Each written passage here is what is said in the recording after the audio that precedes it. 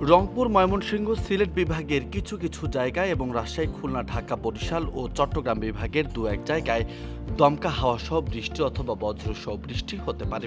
সেই সঙ্গে রংপুর, ময়মনসিংহ, সিলেটের কোথাও কোথাও মাঝারি থেকে ভারী বর্ষণ হতে পারে। সারা দেশে দিন ও রাতের তাপমাত্রা প্রায় অপরিবর্তিত থাকতে পারে। বাংলাদেশ আবহাওয়া অধিদপ্তরের ঝড় ও সতর্কীকরণ কেন্দ্র থেকে প্রকাশিত পূর্বাভাসে এসব তথ্য জানানো হয়েছে। ওয়ালটন আবারও মিলিনিয়ার অফারে ওয়ালটন ফ্রিজ কিনে আপনিও হয়ে যেতে পারেন মিলিয়নিয়ার। মিলিনিয়ার ছড়াছড়ি দেশ জুড়ে, এটা শুধু ওয়ালটেনই পারে।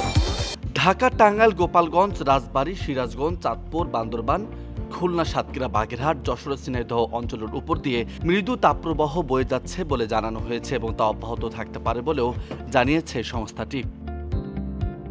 এদিকে রাজশাহী, রংপুর, ময়মনসিংহ, সিলেট বিভাগের কিছু স্থানে এবং ঢাকা, খুলনা, বরিশাল, চট্টগ্রাম বিভাগের দু-এক স্থানে দমকা হাওয়া, বৃষ্টি, বজ্রসহ বৃষ্টি হতে পারে। ময়মনসিংহ ও সিলেটের কোথাও কোথাও মাঝারি থেকে ভারী বর্ষণও হতে পারে।